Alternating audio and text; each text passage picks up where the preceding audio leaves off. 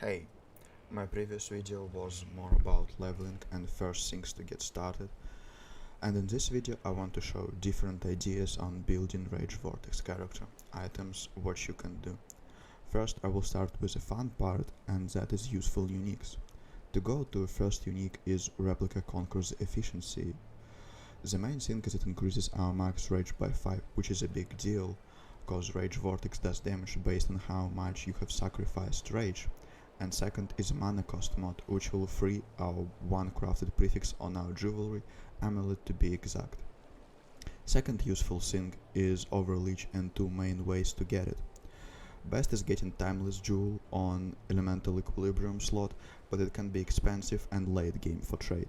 Or soul tether, which can be inaccessible for SSF. Overleech is nice, cause we will always be degening from our ascendancy, but your leech will be removed when you reach full HP, so then you will need to leech again. So overleech is nice. If it's possible, try to fit in your build. Third unique, but you will get it actually. First is Conqueror's Longevity, is a guaranteed reward from Act 8. Get it and you just put it in your stash. This jewel will help us get 100% element avoidance later. Next is Lord of Steel, completely optional and just maximum quality of life while mapping, makes clear a lot faster and nicer. Other unique is at 0 step, cause we are planning on getting spell suppress capped. Rare boots now roll only up to 14%, but at 0 step have up to 26%. One more cool solution for elements is Cyclopean Coil. It's pretty endgame, drops from Elder, but solves our freeze and ignite. After we solved our freeze immunity, either with Cyclopean Coil 100% elemental avoidance or Exalted Bootcraft, make sure to swap to our Kali Pension, cause it solves most of our damage over time weaknesses. About weapon, I'm not sure about reforge more fees will stay on harvest. If it does, harvest is the way to go. Even though you are spending life force on low tier crafts, it's just really nice and accessible. If it's not expeditions and delves and essences, do not waste your reforge more likely on harvest on weapons.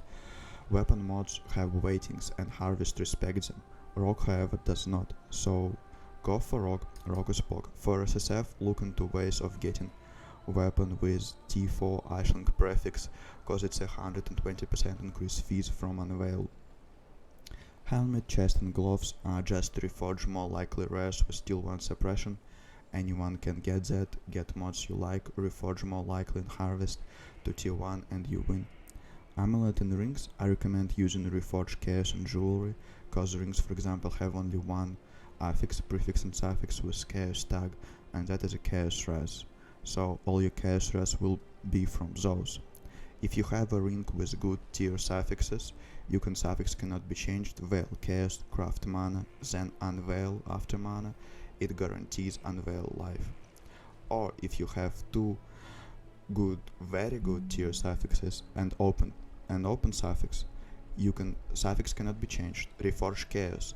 Ring has only one mod with chaos tag, so it guarantees to add chaos res on open suffix slot. And then suffix cannot be changed. Veil chaos, craft mana to get unveil life. You want to craft AoE effect and damage on amulet.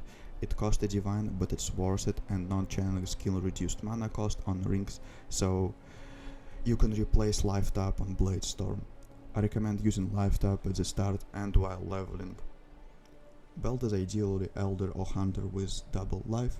Pristine fossils are good for that, and then you spend some divines for veiled chaosing or for harvest reforging chaos suffixes. Same idea as with rings, but for resistances and on suffixes. Now boots, you can just start with tier 1 suppression well rolled boots, but you can go weird here, and this is my plan for hardcore character in endgame. I will use Essence of Losing on the boots until we get tier 1 suppression. This allows us to get 30% elemental avoidance on suffix. Then you add Eater of Worlds implicit with elemental avoidance, so now your boots have more than 50% elemental avoidance. 30% more or less you will get from chest and veil prefix. You will have Ashlink crafted, Ashlink T4 in research after killing Katarina. cause you want well-rolled chest with tier 1 suppressed, but sometimes crafted avoidance from rebadge but sometimes crafted avoidance from the bench will be enough. 10% more will come from the Act 8 jewel Conqueror's Longevity, and the last 10% comes from creating the bandit from Act 2. You don't have to choose him in Act 2, you can respect later, there is a vendor recipe for that. All those things combined, boots over 50%, chest over 30%, jewel plus bandit for 10%, that's how I'm planning to get 100% elemental avoidance. After that you can feel free to swap to Aracali Pantheon. In my play for the last few days I changed my tree a bit. Main thing is fortify nodes, they actually decent damage cause I can use different gem on my links and not fortify gem.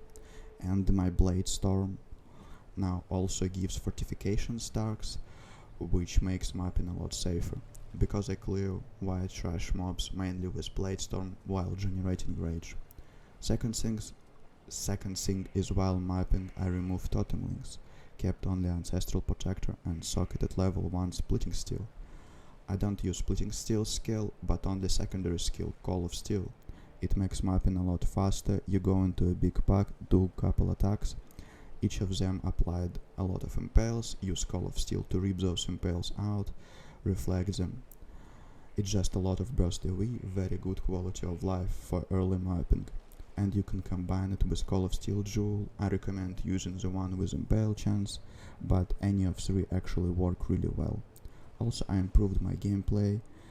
In a map, go into a pack, Warcry first to generate some rage, then you spam Blade Storm till max rage, then go and clear. When encounter a rare mob or a map bobs, have max rage, use Warcry for buffs, rage Vortex on a rare or boss, and they will be dead in a second.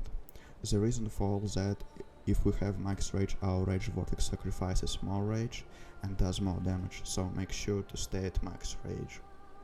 So yeah, that's kinda what I was thinking about my guy and how I could already improve him. Bye.